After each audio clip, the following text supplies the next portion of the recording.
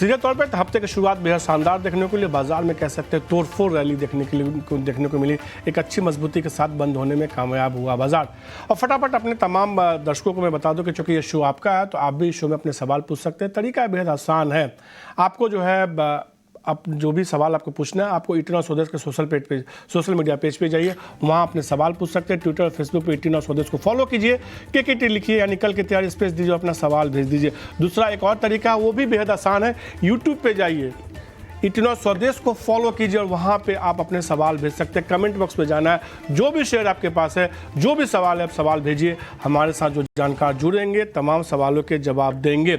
और आज हमने देखा कि बाजार में एक अच्छी मजबूती देखने को मिली। हम लगातार सुबह से बाजार की ही बात करें, निफ्टी बैंक निफ्टी देखिए दोनों दिन के ऊपरी स्तर के आसपास बंद हुए। इनफैक्ट उसी के आसपास बंद होने में कामयाब हुए। कई सारे अहम लेवल थे जिसको आज निफ्टी और बैंक निफ्टी ने पार किया आज के ट्रेड में। खासतौर पर अगर मैं निफ्टी की अगर बात करूँ हाई और लो की, तो 21,763 का आज का निफ्टी का हाई था। आज के लो की बात की तो 21,429 का था। कह सकते हैं कि शानदार मजबूती। पहले निफ्टी को दिखाइए, उसी के अपने हाई के आसपास ही बंद हुआ। निफ्टी बैंक देखिए, उसमें भी अच्छी मजबूती देखने को मिली, वो भी अपने हाई के आसपास ही आज के ट्रेड में बंद होता हुआ दिखा। Mid cap small cap index देखिए, वहाँ भी करीब 1.5% से ज़्यादा की मजबूती देखने को मिली। कहीं ना कहीं बाजार का आज मूड माहौल जो है रिलायंस, HDFC बैंक जैसे स्टॉक्स थे जिसने सुधारा। और कई सारे स्टॉक्स खासतौर पर देखिए मिड कैप स्मॉल कैप में, जिसमें हमने देखा कि अपर सर्किट लगता हुआ देखा। शक्ति पंप जैसे स्टॉक्स देखिए, वहाँ एक शानदार खरीदारी देखने को मिली। IR इंफ्रा देखिए, वहाँ 20% का सर्किट लगता हुआ देखा। इन्फीबीम देखिए, वहाँ एक अच्छी मजबूती। भारत बिजली की हमने चर्चा की थी सुबह में, वहाँ एक अच्छी मजबूती। NBCC, SGVN, IFCI जैसे स्टॉक्स है जहाँ एक अच्छी मजबूती देखने को मिली।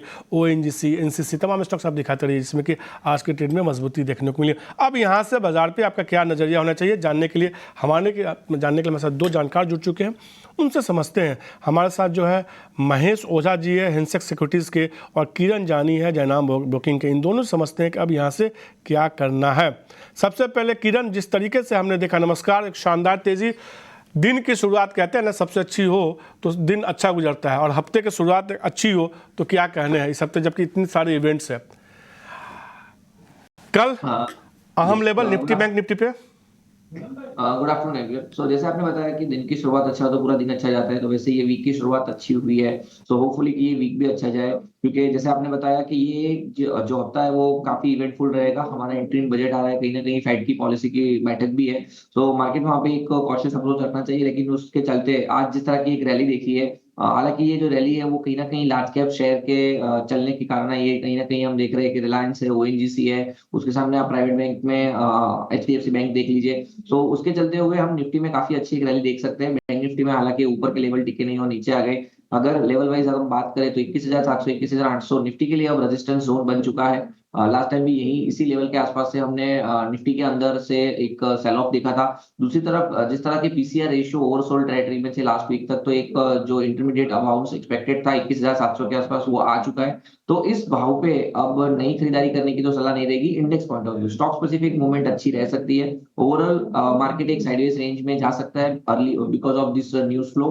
न्यूज कंप्लीट होने के बाद या तो इवेंट कंप्लीट होने के बाद हमें ट्रेंड क्लियर मिल सकता है। एज ऑफ नाउ जो रेंज रहेगी वो 21,500 से 21,800 की रेंज रहेगी। आइदर साइड ब्रेकआउट और ब्रेकआउट ट्रेंड को लीड करेंगे तो फ्रेश निफ्टी के अंदर खरीदारी हम 21,800 के ऊपर ही देख पाएंगे। चांसेस है 21,800 के आसपास हम थोड़ा बहुत सेलिंग प्रेशर भी देखें। सो करंट मार्केट प्राइस से निफ्टी के में कोई बाई अपॉर्चुनिटी नहीं देख रहा है। रिस्कियर ट्रेडर 21,800 के आसपास शॉर्ट सेल कर सकते हैं 21,900 का स्टॉप लॉस के साथ, और नीचे में बाई के लिए आप वेट कीजिए 21,500 का लेवल। बैंक निफ्टी की अगर बात करें तो बैंक निफ्टी में भी 45,400 45,500 रेजिस्टेंस रहेगा। 45,500 के आसपास हैवी कॉल राइटिंग हम देख रहे हैं। साथ ही साथ 45,400 जो है वो 100 डेज मूविंग एवरेज भी है बैंक निफ्टी के लिए। तो यहाँ पे भी सप्लाई जोन के आसपास कहीं ना कहीं बैंक निफ्टी ट्रेड कर रहे हैं। तो मेरे हिसाब से current market price bank Nifty में भी कोई ट्रेड नहीं रहेगा। कोई भी डिप आता है अगर 45,000 या 44,800 के आसपास, तो वहां पे हमें लॉन्ग करना चाहिए। सो दोनों इंडाइसिस में गिरावट पे हम बाई करेंगे, करंट मार्केट प्राइस पे कोई बाई व्यू नहीं। तो सीधे तौर पे किरण एक चीज़ आपको मैं कहना चाहूँगा, आप वंदे भारत पर सफ़र किया है क्या आपने ट्रेन पे?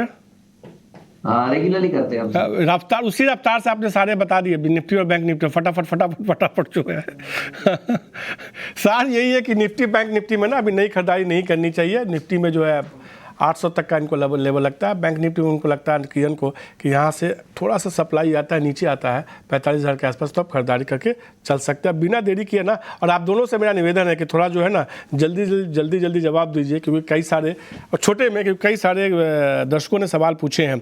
जब तेज़ी आता है ना या गिरावट आती है तो दर्शकों के सवाल ज़्यादा आते हैं कि उनको क्या करना चाहिए, मुनाफा हो रहा है, कई बार ज़्यादा मुनाफा होने से भी उनको डर लगने लगता है। जो अगला पहला सवाल है जुगल किशोर झमर जी का औरंगाबाद से। इरेडा पर उन्होंने सवाल पूछा है, 55 शेयर 76 रुपये के भाव पे अच्छा मुनाफा हो रहा है उनको, क्या राय होगी सीधे तौर पे इरेडा पे महेश जी आपका? नहीं, इरेडा के अंदर अगर इनका लॉन्ग टर्म यहाँ से भी अगर व्यू बन रहा है तो मेरी सलाह होल्ड करने की रहेगी। अगर इनका व्यू अगर शॉर्ट टर्म है, अगर इनका व्यू अगर 3-6 महीने का अगर व्यू है तो फिर यहाँ पे 50% प्रॉफिट बुकिंग करना चाहिए। आइदर इनका व्यू अगर 2 साल का नजरिया अगर ये रखते हैं यहाँ से भी, तो यहाँ से भी बने रहने की सलाह रहेगी। तो इरेडा जो है यहाँ पे एक जो इनका ऑर्डर बुक है या जो भी बुक्स जो है वो काफी अट्रैक्टिव है।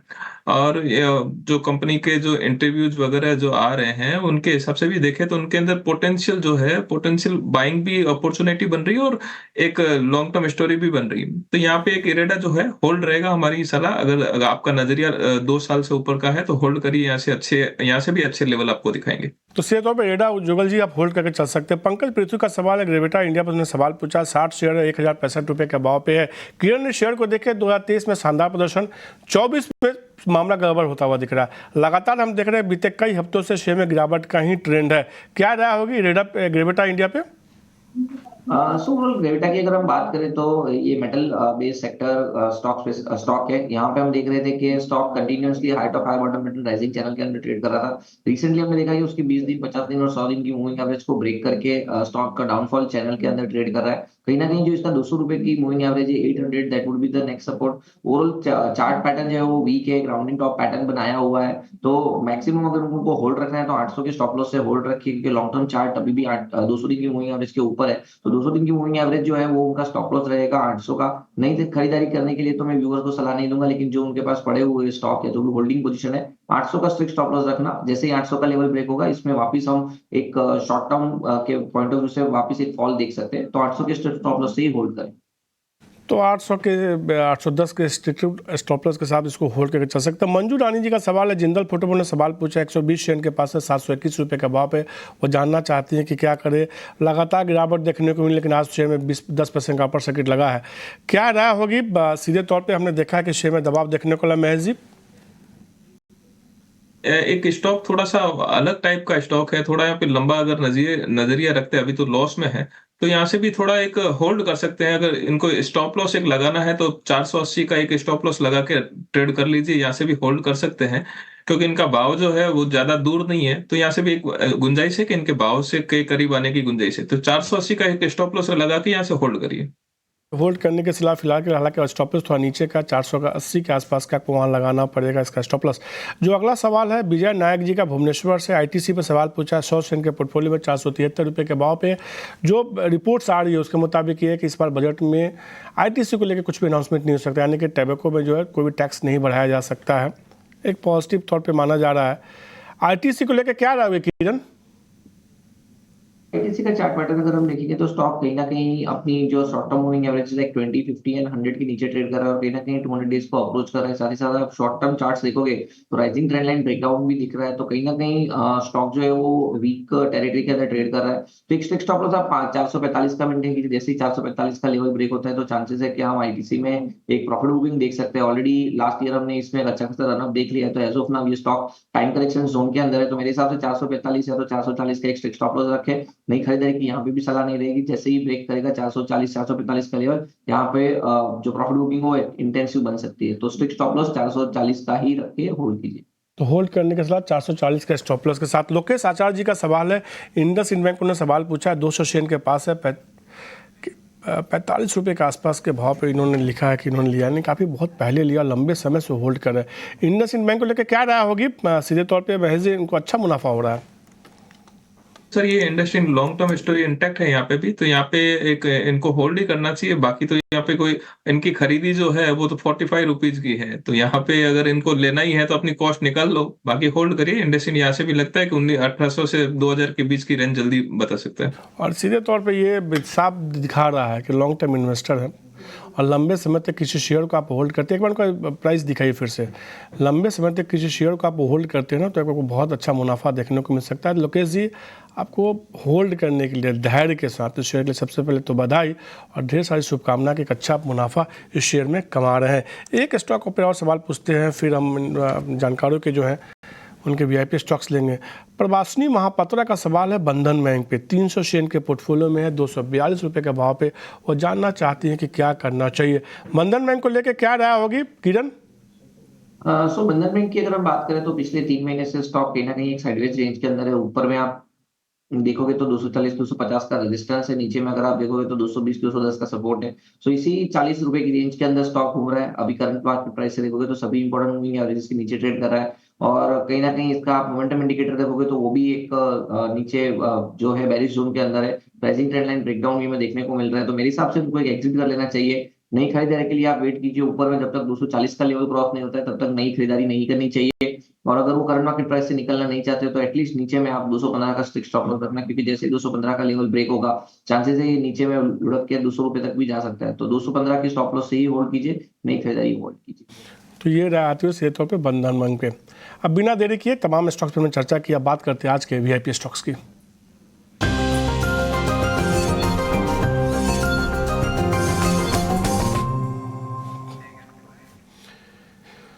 किरण, आपकी तरफ से वीआईपी स्टॉक कौन सा होगा?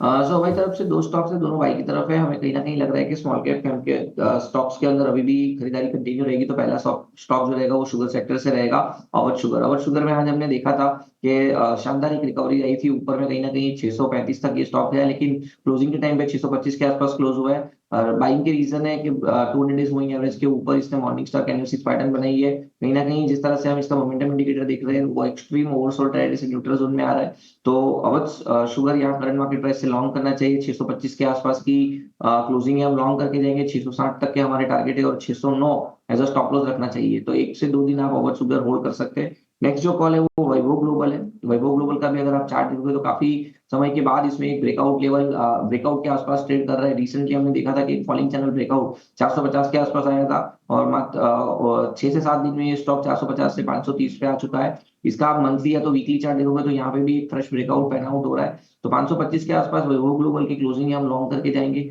550 का हमारा टारगेट है, 510 एज अ स्टॉप लॉस हम मेंटेन करेंगे। तो वैभव ग्लोबल एंड अवध शुगर दोनों हमारी तरफ से बाई कॉल।